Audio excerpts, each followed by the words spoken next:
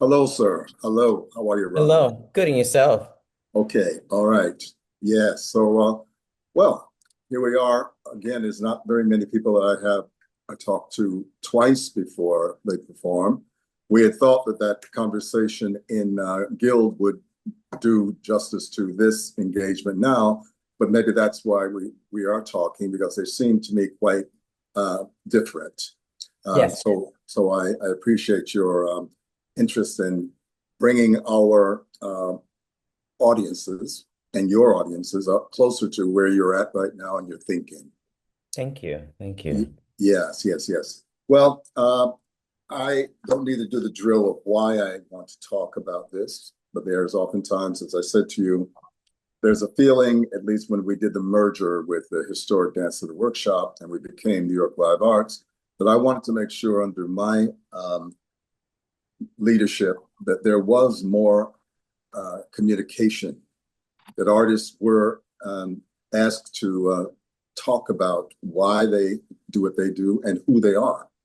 So Hmm. that's sort of what we're going to be doing. And I think that you're a lively subject uh, because of something about the way you define the world. Uh, and I was thinking, let's talk about titles and terms. Now, I know you've explained this a lot, but that clever title, why no name artist? Are you that self-effacing that you have no claim on the future, but you're a no-name artist? It was actually a way to create a dynamic to empower all the artists. And it was, why I put a K on the no was also this play of words for my audiences and also for people who are getting to know my work, that they're also getting to know more about the artists that are involved in the work. There is a collaborative experience that I really am pushing forward, and I want people to understand that without these artists, I would I wouldn't also be here and being Hmm. standing. And so it really is about creating a synergy and not just the artists, even the production team and also management, everyone that's a part of that community is really helping the involvement of what the work is going to be about, also how we're going to move the machine. It's a community and a culture that I'm trying to build. Well, that's very fair. Um, that's an age-old question, particularly in the era of single choreographer companies. Now, this is a question. Back in the 70s, we had a notion of collectives, Mhm. but this is Roderick George's project, right? It is still for me, I'm in that uh ideology of thinking of a collective. I really wanted to be more of a collective. I also wanted to be uh again a machine that will kind of transform itself into a larger um company where other artists who are choreographers and thinking about investing into the world of no name, that their artistic vision gets to land in that space, and Mm-hmm. it will no longer be because what I'm doing right now is saying no name artist and then my name next to it. Right. Yes. And that is the dynamic of what the world is. So the world is going to be built off of the choreography and the worlds that I'm trying to throw at audiences. And then hopefully, later on, it will be no-name artist and another artist that can keep fueling the energy and giving it a new life and helping it transform into something that can live forever. So your long view is an institutional view Yeah. that it should survive you. Yes. This organization that you've built, right? Now, of course, a classic model is Alvin Ailey's American Dance Theater, Hmm. right? Now, Alvin was thinking this way, but he needed that name up front. I mean, That's right. the world wanted the name. That's The right. world wanted to locate who is this? Because I asked, right now you speak beautifully about the collaborative aspect, but you also in your press materials, and this is the press release that we generate probably with your people's approval. You talk about it, the lived experience of Roderick George. Now, that is the case. So this is coming out of Roderick George's heart, mind, and loins. But you would like to, you seem that you want to share that impulse with everybody on the stage. Uh, do you see what I'm getting at? Yes, for Yeah, sure. yeah.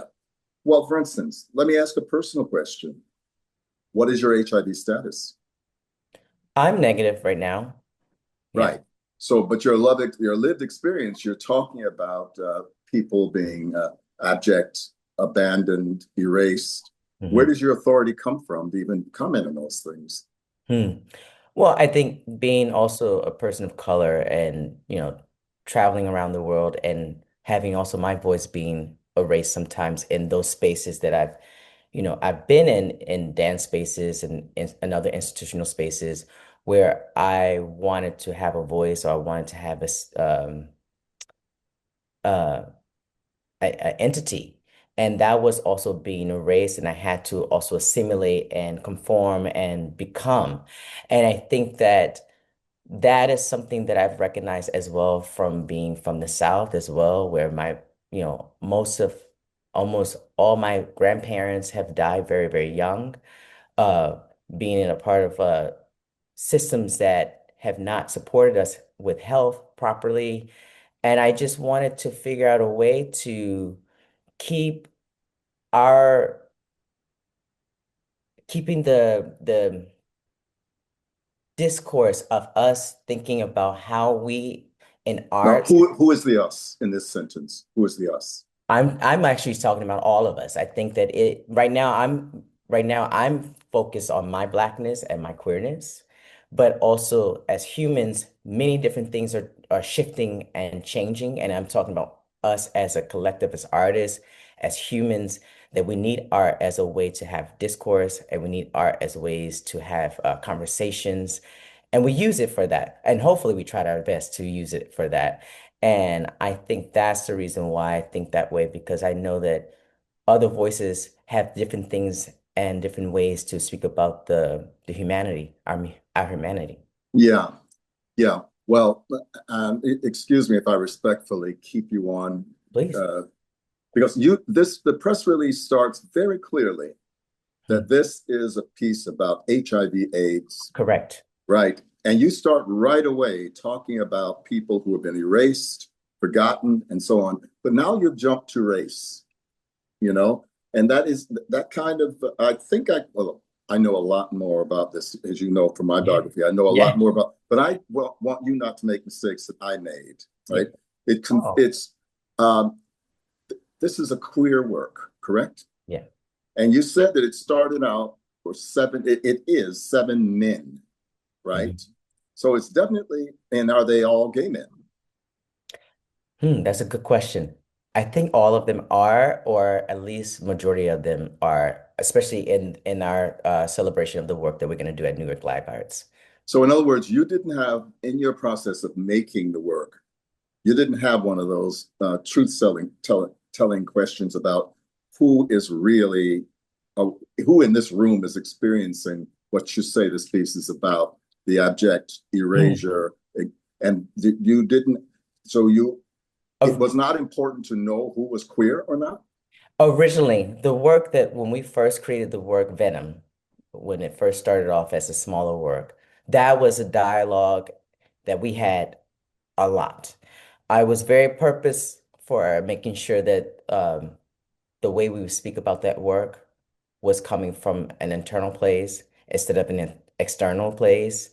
Obviously, the physicality is very external, but I Could wanted you just for a moment, what do you mean by an internal place as opposed to an external place?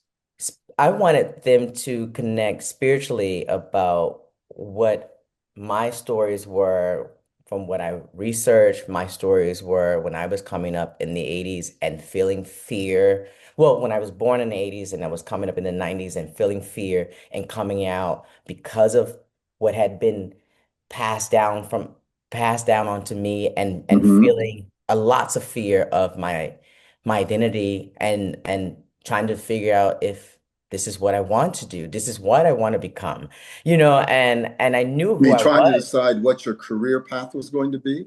No, just me being a gay man, I was, afraid of being a gay man. I was afraid of exploring because of what was told at home, what is told in the church, what was told uh even just watching people who were gay, openly gay, and what was said around, the buzz that was said around them. There was tons of fear about that. And so I wanted to stimulate the dancers who are much younger than I am in the room of that information that I was experiencing, plus stimulating them with information of documentaries that we were watching as well. It was, and especially when we did our beautiful residency with Guildhall, we were purposeful about making that happen. So tell me, how old are you? I'm 41. 41. And your dancers, you say, are what's the age range in those persons? I think everyone is under 30. Under 30. Uh-huh. I Yes. see. I see. So their understanding of the psychic environment you just described is is it limited? Can they? I found this in trying to remount a work still here, right? And Mhm. that was a work from 1994, right? And I'm working with people, and some of whom were just born around that time. And then we're trying to talk about the atmosphere of the AIDS crisis, but without talking only about AIDS. And I Mhm. found that there was a lot of there was disappointment on my part because I used to think that as queer people, and I'm just now using that term queer, it was not natural to me. I'm of the gay generation, Yeah, right? Yeah, I thought that there was something that connected us just by being homosexual, right. and I think that that is, for whatever reason, that's not the case anymore. Have you found that to be the case, that you can't assume that your experience parallels those of your young performers um, around the lines of sexual preference? Hmm. Um, I think one of the things that I love being in the studio with my artists is I'm constantly asking questions. I'm constantly using them also as research, because I'm also learning as well. I think I'm like in the middle ground where it was easier for me to make the transition of saying gay to queer. However, there are lots of things that I still feel disconnected to as well. And Mm-hmm. I try my best to understand it as I'm moving through the world. It's happened sometimes where I've dated men who were younger than I am, and I had to, sit down and talk to them and have that honest personal dynamic. And it allowed me to also connect that also helped me connect with my dancers and their experiences and figuring out ways to connect because, you know, I remember, jokingly saying like, queer means weird. I'm not weird. I'm special. And then I realized maybe that was the way that we were connected because maybe we felt quote unquote weird within society. And I don't think people have given a lot of thought to it. Yeah. I don't think we use language that really has no basis, and that's why Hmm. I'm on your case right now. I'm assuming you say this is the lived experience. Yeah. This man has thought and feel and felt information that has led to this piece. A moment ago, when we were talking, I would say, well, um, how did you begin the work? How Hmm. did you what do you remember about the early days of the work? What was your prompt? Was it a Hmm. phrase? Was it something you read in the paper? What was the prompt? How did you begin the work? Actually, one of the prompts that I had was I was having a conversation with one of my good friends. And our mentor was speaking about our relationship as queer man, a gay man, and he said, I just admire your relationship that you have with your friends because most of my friends are gone. Mm. And we used to kiki and play, and I just watch you all go. And it reminded me of my friends. It reminded me of my youth. And that was the impetus of the work immediately. Mm, mhm. And it was a way for me to use my elders' voices as um, ammunition to connect with the ancestors. It was a way for me to remember the memory of them because they're still around us and it's in the soil and it's in choreographic ideas that, even that I'm doing, Like nothing's what? new. Like what? What kind of choreographic have you inherited? Well, as example, one of my like someone who I idolize as a choreographer was Ulysses Dove. He was someone that I idolized. I love his precision and his clarity that he was able to play with between classicism and contemporary dance. And, within my background in my career, in my career, I was dabbling between classicism and contemporary And you ideas. mean classicism, Mhm. as Like opposed to, ballet. because when I hear classism, I'm thinking of economic classes, social Mm. So you're Yes. saying classicism, Yes, in right? ballet. Hmm. Yes, and ballet. Uh-huh. Yes. So yeah. Well, uh, yeah. Let's talk about the title, The Grave's Tears. Quote, unfolds as a live art love letter to those forgotten or erased. And then can I ask about your personal question, ask some personal questions? Yeah. And what is your HIV status, which you answered? What have you lost? And or what are you grieving? What or who have you lost and are you Mm. grieving? Um, the other reason why I wanted to do this work was when I first moved back to America, I moved back to America during the pandemic and how we just by accident as humans, we jumped into the survival of the fittest behavior. And um, I don't we, think I understand what you mean by that. What do you mean? It's very well, competitive.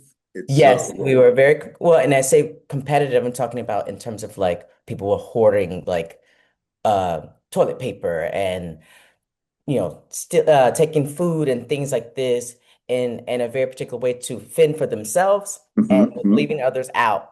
And also within, the government, how there was less information and less support for us in society. And I felt like, oh, this is a strange dynamic to be inside of and to feel. And then right in that moment, I was, watching tons of movies and the Normal Heart popped up. And I loved the play and I loved this movie that they put on to Well, could HBO. you give us a thumbnail? What, as many people don't know Yes. normal. Yeah. What is it? What was it? So the Normal Heart is a play that was built by Larry Kramer, and it was about the HIV and AIDS epidemic that Larry he. Kramer, who was a major AIDS activist, and That's I right. guess the founder of ACT UP, correct? That's correct. That's Hmm. correct. And I love this film, and I got inspired by it, and it was kind of like these weird parallels that was happening at the same time. Different, again, they were different, but Like lots of what? people. Like what kind of parallels? What do you mean? Well, we were losing people in rapid pace, and there was less care, there was less responsibility that we were doing for each other as humans. And prior to the pandemic, I lost my father. And so I was watching the relationship that my mother was dealing with and the relationship that I was dealing with that loss. And then this conversation that I was having with my mentor. All those things kind of like boom, boom, boom kept coming at me. And I was like, okay, maybe this is the right thing to like play with. I'm queer, I'm gay. What if I was a part of that era? How can I reconcile with Mm, loss? Maybe I wouldn't have been here. And mm. so all of those things made me feel a lot of emotions. And I wanted to figure out ways to get into the studio and feeling defeat, how my bones were brittle. I wanted to figure out ways to move as airy and floaty. And then I started thinking about as a gay man, like how I loved so much these iconic ballerinas like Sylvia Guillaume and Darcy Bustle and Wendy Whalen. I was idolizing these women and I was also figuring out, oh yeah, and then also thinking about disco and queer culture alongside with that and how Diana Ross and Donna Summers, Patti LaBelle. These were women that, I think most gay men were in love with and used them as idols. So it was about this celebration, and I really wanted to kind of do this balance of celebration, but also this balance of angst and anger and figuring out how does loss live in my body. So the grave's tears. Hmm. The grave is a particular, a very powerful. Um, you've heard the term. Uh, I call, I call to the grave. I think that's Wallace Stevens or one of those poets. Something about death being Hmm. the ultimate. So the grave's tears. Now this dark chamber that we all go to has tears. I thought Hmm. I thought death was a kind of forgetting, but Hmm. you say that there's still tears connected with the dead. Hmm.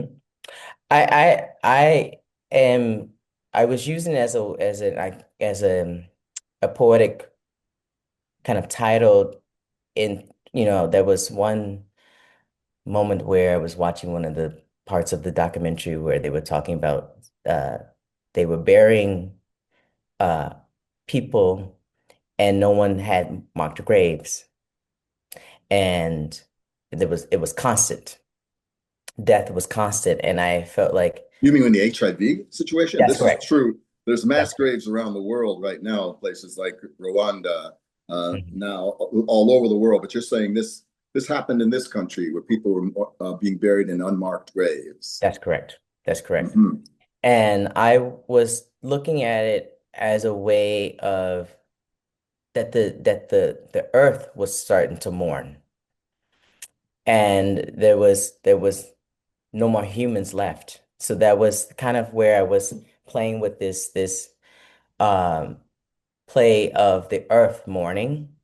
And the other thing is, I'm gonna forget this artist, but I love this movie. I watched this movie randomly almost like 10 or 15 years ago called The Graves of the Fireflies. And I was also playing with It's that. an animation. That's right. That's right. Mizraaki, Yes. yes. Yes, that's right. That's It's right. one of the saddest films I know, actually. Yes. Yes. Yes, yeah. And I was using that as well as a play of words too. Uh-huh. I see. I see. Um, let's talk about form and in particular style.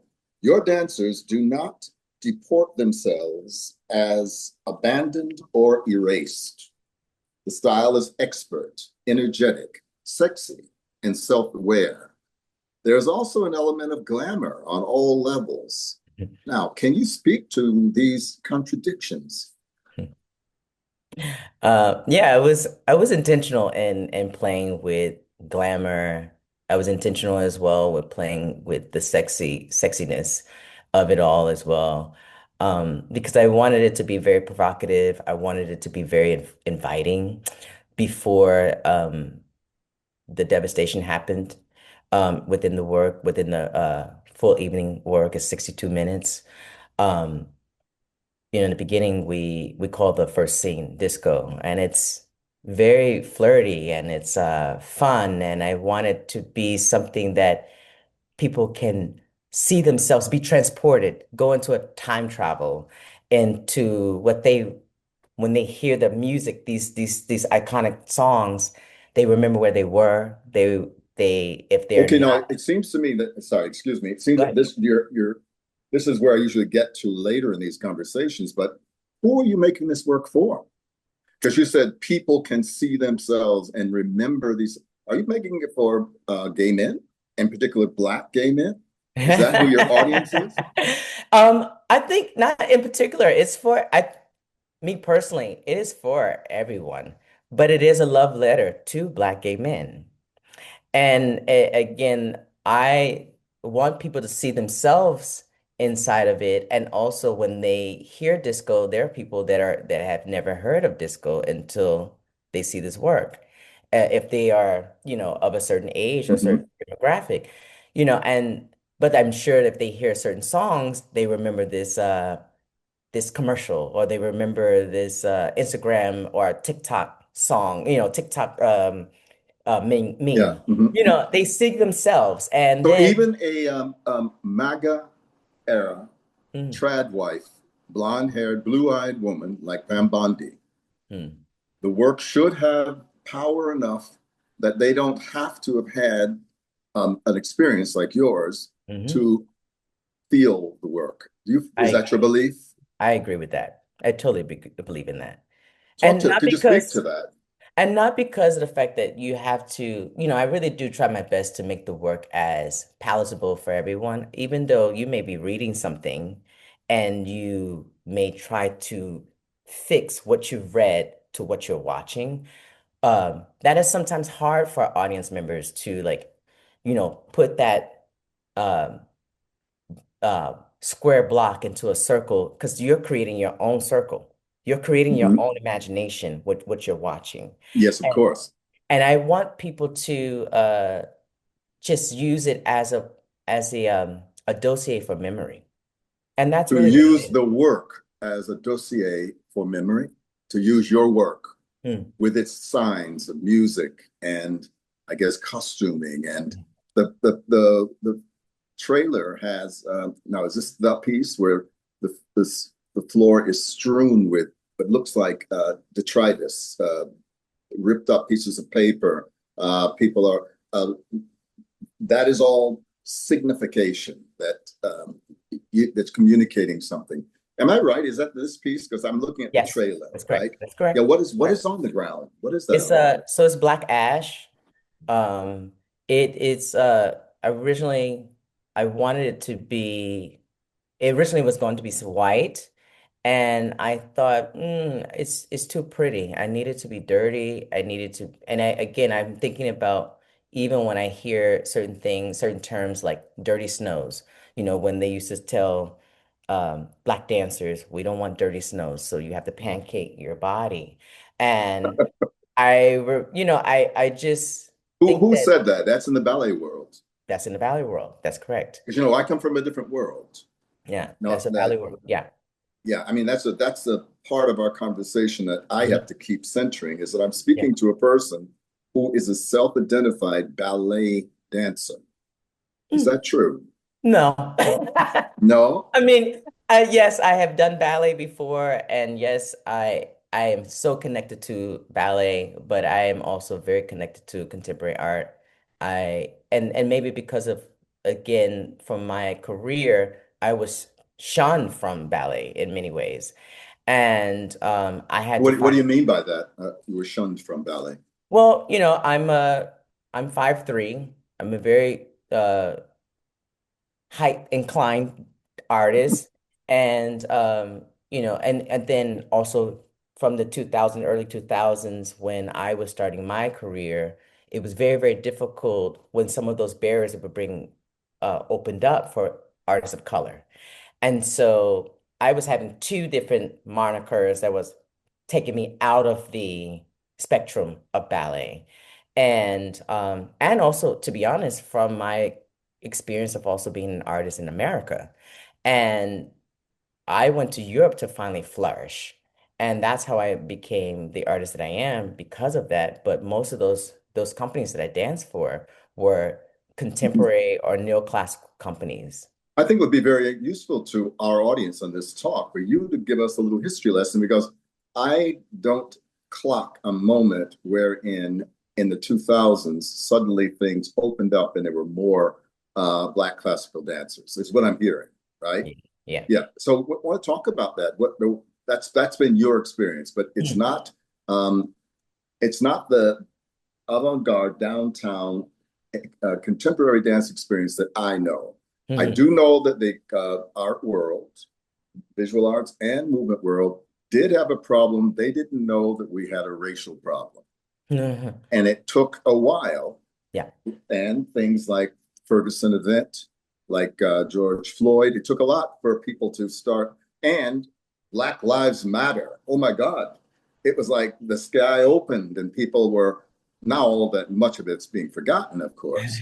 But there was this history that you were talking of, Yeah. that there was a point where something shifted and changed. What and why was that? Well, I think you kind of just you hit it with the nail, what you just mentioned as well. But I think that more artists who were in those spaces, especially in America, were starting to speak about them. As Mhm. example, like Misty Copeland, who became a trailblazer because of her voice and speaking about it. But me, I grew up in Houston, and Lauren Anderson was my idol. Carlos Acosta was my idol, but he was Cuban. But he represented and he was very, very clear about his identity of being a black ballerina or ballerino. And Mhm. so And I what had was the those. year of that? What year are we talking about? That was when I saw when I was experiencing Carlos Acosta and when I was experiencing Lauren Anderson, I went into the Houston Ballet School at the 1991. And And this then change was beginning to happen. no, they were then after Carlos decided to leave Houston, he went to ABT, American Ballet Theater. He ended up going to Royal Ballet as well. But Lauren Anderson was by herself, and they were slowly other young ladies that were coming into the company, but they weren't having the status that she was having. She was by herself, and she was also, and still is to this day, the figurehead of Blackness at Houston Ballet. But in Houston, it's changing, but again, I'm very proud for being from Houston because it is a Black city, Hmm. but it is not still represented in the arts in the same way. It is not represented in the same way. I think it could be better, but it's still lighter. It's still light. And I think in ballet, we're looking at dancers. I mean, people who are lead in leadership are still looking at dancers in a very particular way and still looking at bodies in a very particular way.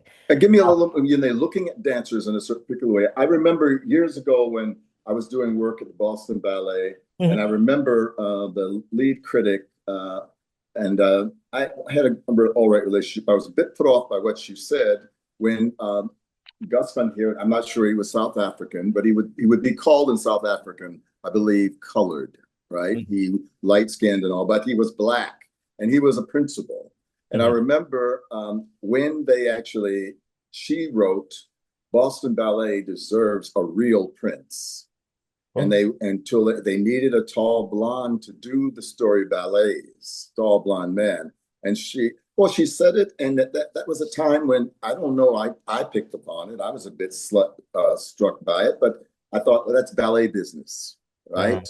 Mhm. Mhm. You know, so her saying they needed a real prince implied there was an idea of what a real prince was. Is Houston or the ballet world as you see it now past that? They're near it, but they're not past it. I Mm-hmm. think we're still trying to honor uh, an ideology that has been going on for generations and centuries. We are in a place right now where why the world is kind of crashing and burning and it's in transformation. And I think it's Mm-hmm. because of things are getting ripped up and we're having to force people to have the proper conversations. And that's why we are in this moment. And it's a beautiful moment. I think while we're feeling fear, I think the rainbow will come out of it at the end. And I Mm-hmm. think that this is the moment where ballet, and not just ballet, dance itself, that are still holding certain archetypes, are going to have to really have the real honest conversations with themselves and not really with the dancers. because I think sometimes we have to leave the dancers out of it because they, when I say that is because they take on the trauma. And that trauma lands on their bodies. And that's the way they also perform. And then they leave those companies and then they still hold that trauma onto them and it's inside their spirit. And I think sometimes people who are leading those rooms and people who are in front of those rooms should be having those Yeah, now conversations. that's who I want to talk to. If you don't want, if it's not about the dancers and the guileless, the audience who is just there to absorb what's been chosen, but who are the people having the conversations Mm. or should be having the Yeah. conversations? Who are they? I think those conversations actually needs to, and you kind of hit it a little bit. It should be with artistic leadership and audiences. You And know, audiences. Ah, yeah, because, again, the reason why I became an artist is because what I saw on stage. I was inspired by the art form that I saw on stage, or I was mm. inspired by Gregory Hines in White Nights.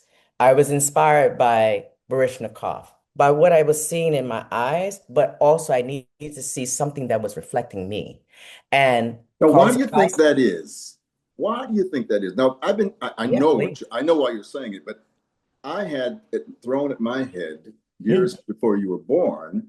Why are you so self-absorbed? Why does it? Art should transcend these things. Because if your art is not politics, art Yeah. is something else. Now, have they tried that one on you? Why do you feel you have to see yourself on stage?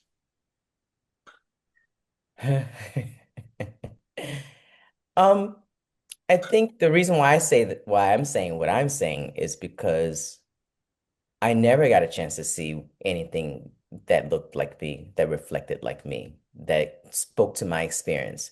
I was only in my four walls with my mother, my father, my sister, and myself.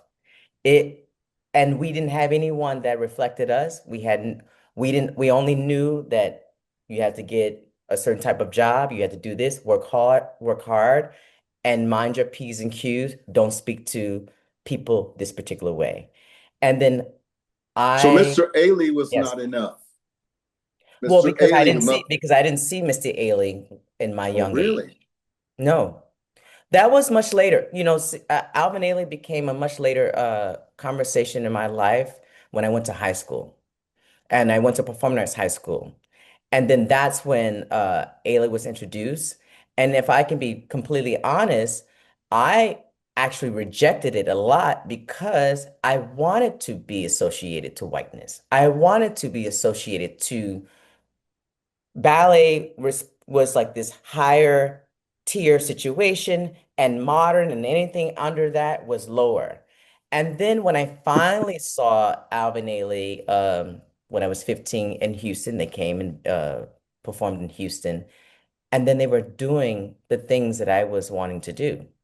They were doing things better than the things that I wasn't, what I was always associated to. Well, they were doing more academically challenging work. They were doing work that you, as a ballet trained performer, could respect. It wasn't about hip swaying and contractions and on the floor. I mean, what was it that you? I think honestly, it was spiritual.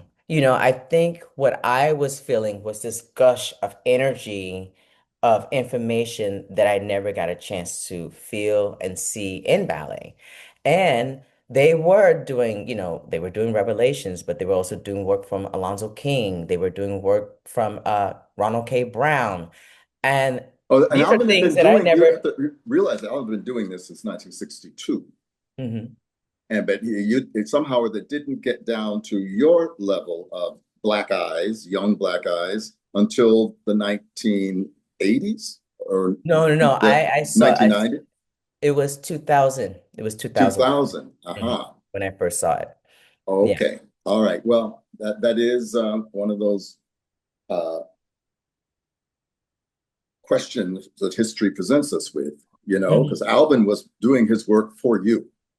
That's what Yeah. he thought. That's what he thought. That's what he thought. Yeah. And he not from 1962 until 2000, there was this kind of eclipse in terms of young. Would you say you're a middle class Black person? No, No, I'm no, lower no. class. Yeah. You're working class Black person. What Yeah, is I'll say that? that. I'll Working say class. working and lower. Yeah, we were very poor. I grew up in a very, very poor neighborhood. My parents, my father was working three jobs at one point. Um, my mother had cancer when I was also growing up. We were dealing with a lot, and Hmm. I was taking the bus everywhere I was going.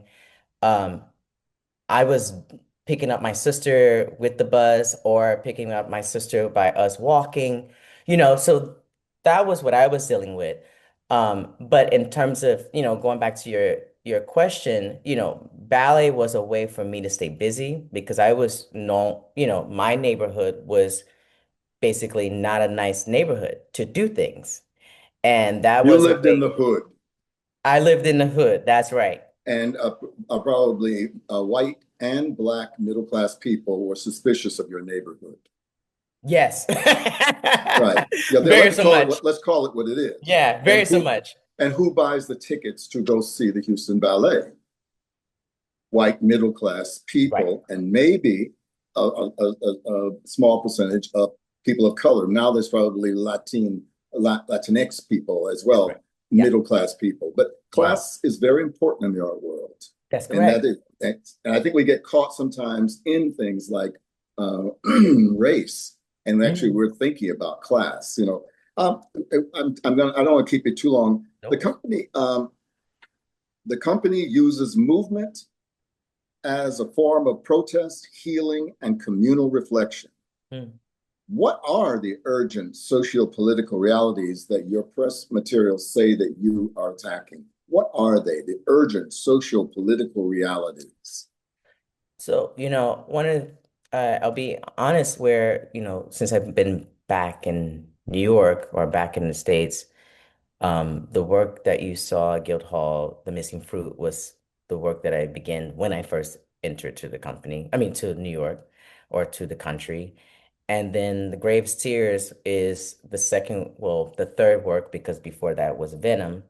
I really wanted to find ways to use my company as a form of conversation versus what I will possibly do for a ballet company or a modern company, where I know that I have to kind of figure out what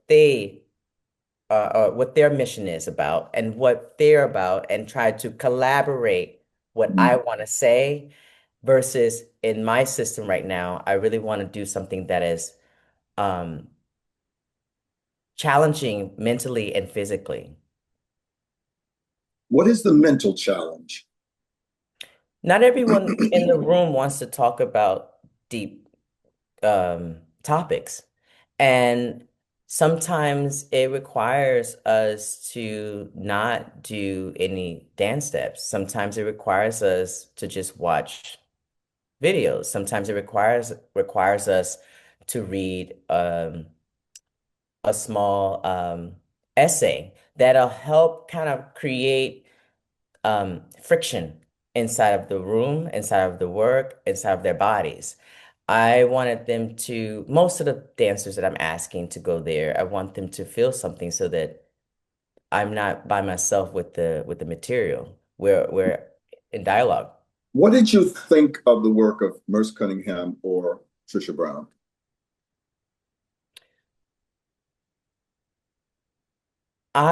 First off, I idolize both, but I would say that I watch much more Trisha's work, and especially within what Trisha's work has also in a line to what William Forsythe does. Um, but as an example, what I loved about their work is that I don't know mentally what is happening, but I know that physically there's a lot of dynamic that's happening on stage. Mm. So, yeah, the idea of the avant-garde oftentimes is charged with saying Mm, no to this. And oftentimes in the dance world, at least the what I call the dance world that attracted me was saying no to ballet. that's right. Yeah. Now, Trisha was saying no, right? You know, Merce was a bit, maybe a bit more, but Merce, the way the spine is used, the way his rhythms are, so on and Mhm. so forth, he was not. It wouldn't be what I call lyrical, and a Right. lot of your work is quite lyrical, Mhm. right? So that's what I'm asking. When you saw the work of these important makers Right. in the avant-garde, did you feel any affinity for it? Was that saying, I want to do release technique. I want to get rid of my lines. I want to be able to fall through space as well as slice through space. Uh, It's a part of me. I'm grateful. I'm a product from SUNY Purchase College. I learned Merce's work there. And it's a part of also how, I'm a gumbo of information. I'm not just ballet. And I think lots mm, of people, when they would see me dance, they don't probably see ballet inside of me, because of how much my body has transformed within the information that has also been seeped inside of me. mm. And I think it is important to also be a vessel of all that. And that's why I said earlier that nothing's new. I really feel like I'm a part, like whatever has been coming inside of me, I I can't say that I'm doing it from bare scratch. I'm doing it through information that I've had before. I understand. What do you look for in the body of a dancer you're going to employ? Hmm. Um, Rigor, uh, uh, In what sense, yeah, rigor? yeah, yeah. Rigor and rigor can be in many different vibrations. I mean, everyone has different type of rigor, right? But I think for me, I really like to see when dancers are quick with, I would say quick with how they are being snapped. Like I constantly, if you see some of my work, I'm constantly counting or creating sounds. I want to make sure that there's a sense of like shock in their body and Shock. Shock. shock. I'm not sure. How do you use that? That's a powerful word. Who is being shocked? All of us, like I think that when I say all of us, like if I will do a cue, I'm giving a cue so that we all can snap at the same time instead of it being focused on giving a count and you're almost sitting inside of the rhythm or you're sitting inside of the constant beat of the music or something like What I would call the groove. right. Yeah. So you're groove averse, I think so. even I though it think sounds so. like what you were saying about those about how uh, gay culture Hmm, is born in the groove. that's right. As a matter of fact, those discos and those divas that you're talking about Hmm. were probably being pounded in one room, and in another room, people are fucking. They're all that's part of the gay reality, That's right? right. At least it was, you know. All right, all right. Yes. Uh, the spaces of care, joy, and shared authorship. That was the Hmm. other thing. You said Yeah. that your work defends or derives from spaces of care, joy, and shared authorship. Yeah. Yeah. What does that all mean? I mean, they're all in different ways, but with care and joy, I still want to honor that everything that I'm doing is not coming from trauma porn. I really don't want people to feel like all the work that I'm doing is to be, in this like somber moment. It's really about love for one another and loving and want people to see that how much we care for one another, especially when you're having a work like The Grave's Tears, where it's seven men on stage. People get excited and sing virtuosic and dynamic and jumps and things like that and sweaty bodies. People want to see that from like these seven identified males. And for me, what I wanted to do was show how I'm breaking the binaries and how our qualities can be feminine, how our can be more gentle and more spiritual and more vulnerable. Vulnerable, Yeah. vulnerability. Hmm. And I really wanted to kind of crack that landscape of how people are seeing men. But then the other thing is the shared authorship is because the way I create the work is not just by me saying 1, 2, 3, 4, 5, 6, 7, 8, kick your leg there, jump over there. I do lots of circular um, behaviors of me doing my improvisations by myself, me being in the studio, figuring out how I want the room to be or how I want a scene to be. And I'll film myself doing that and trying to embody certain artists or embodying certain spirits of the dancers that I'm working with. And then What do you mean embody certain artists? Pay homage to imitate? What do you mean it's more embody? so imitating and creating my own way of being them. Hmm. And so I would Could you give film me an myself. example who one of those artists might be, or a couple of those artists might be?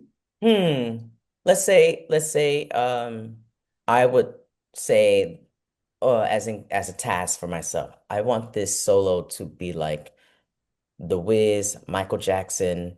I want to be the Scarecrow, Broken Bones. Let's figure out a way to make a whole solo about that. And I would put on different tracks, maybe not even close to Michael Jackson, but just something that'll give me a feel of that, right? Mm-hmm. And then from there, I'll come into the rehearsal the next day, and then I would say, "Hey, Bill, can you learn this material? Let me see how you put this So together." there is a phrase when you come in. There is a phrase, even if Mm-hmm. it's even sometimes I've never even watched it. I've never even watched the phrase. I would Mm-hmm. literally not watch myself sometimes, and I would just film myself and have a vibe or have a spirit about it, and then I would just kind of put it in a safe album for myself for this work. Uh-huh. I And see. then I will give it to that artist, and then I'll have them be in the studio learning that phrase, and they're like, "Oh my God, this is so intricate, blah blah blah blah," or maybe this is Mm-hmm. too flowy, or maybe whatever they're feeling, and then I'll have them teach me. And then it becomes this circular dynamic because I am no longer the teacher, I become the student, and then I'm also enjoying them as artists, and their movement quality is also sitting inside of the room too. That's really interesting. Very interesting. Um, could you could you speak to confronting themes of colorism, Mm. class, systemic inequality, and historical erasure in your life, and especially in your life as an artist? Colorism, class, systemic inequity, and historical erasure. Mhm. Um, I'll try my best I'll separate them and I'll kind of pull them together too. Already, as we mentioned earlier, me coming from, a vibration that didn't have um, much and using ballet as a way to connect to a certain class Mm. was um and also was a way for me to connect to language. Um, I felt as a kid I was, I remember my mother, and she, I'm saying this not because she was doing it mean, but you remember her being like, "Oh, come on, you're still making D's and C's. You're so stupid," and I'd be like, and I was trying everything possible to figure things out, but I didn't understand how to connect some of those dots. And ballet was a way for me to, use it. It opened my brain in a very particular way. And it wasn't so much quote unquote ballet, it was just dance. It really was So it just dance wasn't it patterns. wasn't hip hop. It wasn't tap. I Hmm. mean, because everybody else would have been probably the hip hop would be the dance of Correct. and people are young people, black people That's right. dance all the time. That's right. Well, that's different, dancing in the neighborhood and having and also doing line dances that, I come from that, Hmm. that is something that we do as a culture, but I'm not picking up how I can use that as a way to have some type of association to patterns. and how to learn differently within schoolwork. And it was hard for me. And I later start to figure that out when my mind was being stimulated through pattern and repetition and things like that that I was getting often in a dance school.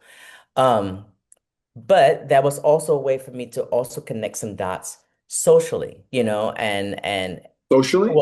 class within class. Hmm. Uh, and then, also to be honest, growing up in the South, I am on the lighter tone of skin. And so it also helped me as well to be in certain spaces. And I remember being disconnected from people of my community because people would make fun of me being light skin or brown skin and having this type of association to certain classes and faking uh Hmm. as we would say bugetto. We would be bugetto,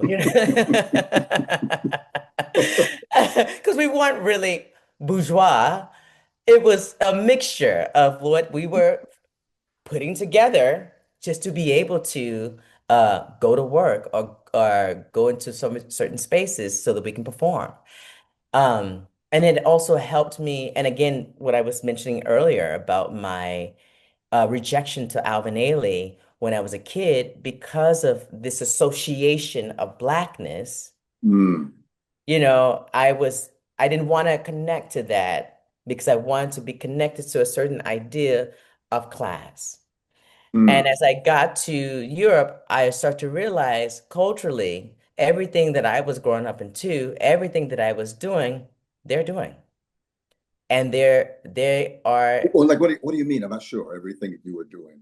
uh, as example, like music and going to certain discos or discotheques and clubs and how they were doing music, how they had music and vibes that reflected things that I was thinking, oh, culturally, they're supposed to be this upper echelon. And actually, it's looking the same as what I know from this place. I think you probably had not yet understood that No, American popular culture is one of our most robust exports. that's right. Around the world, people, I mean, why are Koreans so fierce in breakdancing?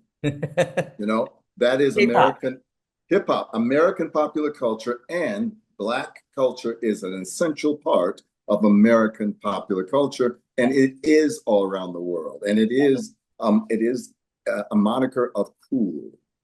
It is a monitor of that being not bourgeois.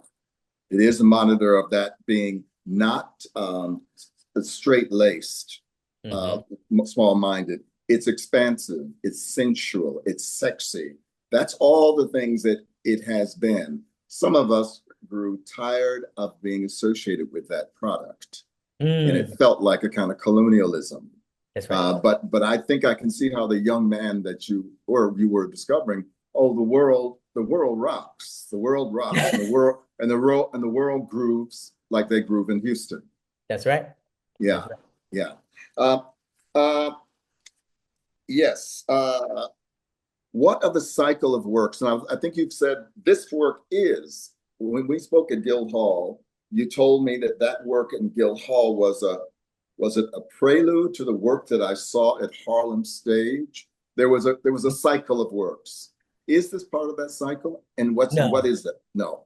No. So, yeah, the missing fruit is a full evening that was discovered and fully conceptualized through the support of Young Arts and the Young Arts Fellowship that I won in 2021 and 2022. But this work was actually built through the relationship of Nigel Campbell and Kyle Abraham when Nigel Campbell was the director of Gibney Dance Center, and they had a program called Double Plus. And this Mm. was just something just for me to do as research, the work, and that's why we called it Venom in the beginning. And Oh, we what do you mean? That's why you call it Venom? so Why Venom? the original work was called Venom. It was also different music, different ideas, but similar. I mean, not different ideas, same ideas, but different music and it had a different vibration. It had something poisonous at its core, venom. The reason why I called it not yes, the poisonous words that people would say to queer people. That was the reason why I called it venom. And what is that word? Venom? What the poisonous word, what people would say to queer people. Oh, when they would call them the F-bomb or when They they call them would, faggots, right? yes, that's right. Cocksuckers, That's fudge right. packers. That's right. And it was also this isolation that, they were feeling within their own community. And that work it was recognized, and we had a great run with that work when we had the invitation to Fall for Dance in 2024 by Stanford Makishi. And also someone from France saw this work, and that was the reason why, and they wanted to build that work into a full evening. And so that was the reason why I decided to say, you know what? This work is really, really difficult to do already for 27 minutes. I need to go back to the vault and figure out a way to extend it. But I think that this work works. Let's keep it as what it is and maybe let that be its own body, its own beast. And let's figure out a way to use that information to develop the Graves Tears. And so the Graves Tears, I wanted to change the music. I wanted to change some of the information inside of it and What to is the music in Graves' Tears?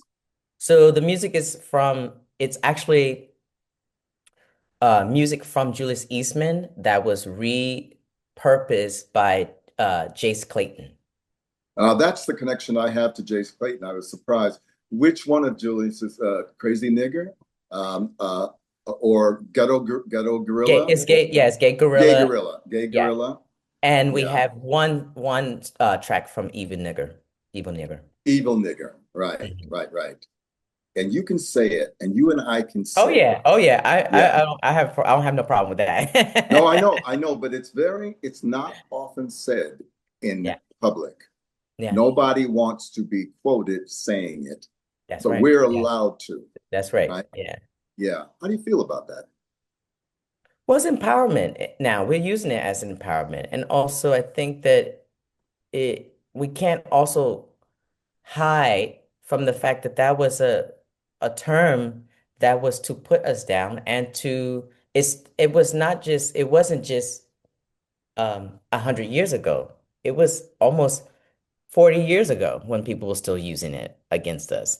And so Well, actually, people are using it again that's now true. freely. That's that's There's true. the, no, there's a whole new resurgence now. People who are That's true. no longer apologizing for their racist feelings. They That's don't true. have to, right? That's true. Because Yeah. they feel that they're being victimized by us.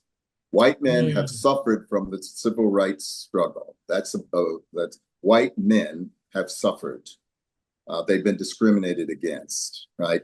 Okay, Roderick, who or what has been inspiration for your art practice? You mentioned some names, Ulysses Dove. Who else? I it would be strange if I wouldn't mention William Forsythe, who was basically a mentor to me Mm-hmm. as a dancer and also choreographically, just watching him go in the room. Um, and to be honest, both you and Alvin Ailey, I'll say you for sure because of how radical you Mm-hmm. pushed information in people's face and made them feel a certain way, uncomfortable, not uncomfortable, regardless, you're gonna feel something. Mm-hmm. And I felt like that was also one of the reasons why I'm drawn to you because that's what I'm also feel like I'm supposed to be doing as well. I Mm-hmm. think that why be in the art form hiding your feelings? Mm-hmm. When I hear you speak, I wish that James Baldwin could hear you.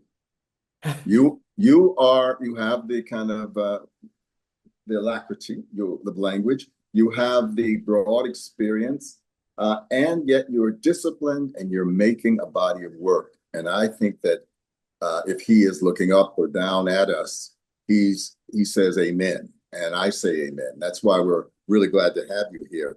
Um, You do travel a great deal. What has been, if any, notable response to your work in Europe, in the US? Any anecdotes that you think would give us some insight, make us chuckle, make us faint? What? Um, what I've recognized is that at least here in the US, there is there's a grunt, there's a conversation, there's a feeling of discomfort versus what I've been having thus far with my experience with no-name artists as sharing our work. Only one time, I remember my favorite time, we were doing a piece called Fleshless Beast, and it was in France in Aix-en-Provence. And I was singing on stage, and someone basically says, I wish he would just speak in English. Ah, het, and then gets off stage, and then like gets off and runs out into the audience. And that was the first time where I felt like someone said something, but outside of that, I think people are trying everything possible not to ruffle the feathers when they are Well, one moment, please. uncomfortable. Yeah, please. Someone's trying to reach me. Sorry. No worries. Sorry about that. No worries. No Yes, worries. No yes. worries. No Mhm. worries. But just to finish, I think that what Well, they were I saying they were being very dismissive. yeah, Stop, erect, get out of here, yeah, stop. yeah, yeah. And also stop, talk to us in French. Why would you talk to us in French? You are coming to France, respect this. And I think that was something that it was, and also was a very young part of my career as a choreographer. So it was the first time that I was having that, like having that acknowledgement. Now, I'm not But quite sure what their complaint was. You're an English speaker. You're Mhm. coming to us in France and having the temerity to speak French to us. Is that what Mhm. they're saying? Or you should be speaking English because You, you don't have good French. What were they well, saying? they were asking me to speak French. Ah, I should be going to I'm coming to France. I'm performing in France. We should cater to them. oh yes. That's an And old and one, you isn't know, it? and at the end of the day, because even when we premiered this work, The Grave Seers in France, we end up having to put monitors up that had subtitles. Simultaneous translation? Yes. So the words of these songs they're popular songs, aren't they? Love Some songs. of And them, yeah, some of them are popular songs, but also we have texts that are coming from documentaries from How We Survived the Plague, from oh, I see. Hmm. so we had certain things that came from that. We also had some there's an artist that I love named Luke, who is a queer artist. And they have tons of things online on TikTok and also on Instagram. And I use some of their text on this in this work. And so And they it's wanted, about it's about plague, sickness, societal ostracism, and so on. yes, yes, Uh-huh. Hmm. yes. And so people wanted that to be translated. And so we did that. Mm. But it was also very distracting because I felt like they weren't in the moment. And Mm. and I think that's basically the contradiction of the situation. Well, okay. And in the U.S., anything of interest that we might know? You're a hot commodity. You're always traveling. You're always showing in places. Well, what is it that what's your experience been in the U.S.? Well, still recent, I haven't gotten outside of New York, my work. So I'm hoping at some point that my work and Roderick George and No Name Artists will get outside of New York. I see. I It see. would be amazing to showcase in my hometown. I've never even performed in my hometown. Oh, they got to jump on that. They have to jump on that. Okay. Anyways, and moving into the very personal, how are you feeling about the field of dance or body-based work now? How are you feeling about our field? I think we're still in transition. I think it's a great transition, because we're being able to have the conversations with our elders now. Again, Mm. like this moment that I'm having with you is a Hmm. beautiful moment. Hmm. We get to share and exchange and remember, and you're also giving me information as well that can still live on this soil. Yet you're also giving this baton to us to say, yeah, also keep pushing the work in a different Hmm. direction. And I think the other fear is that we're trying not to place the art form into an abyss with AI. Like I think we're doing Ah. everything possible to disrupt that. And I think we need to be a collective. All of us, we need to be a collective to disrupt that. And I think that I would say one thing, what we do, I'm artistic director here at New York Live Arts, but what New York Live Arts wants to be is a kind of a beacon.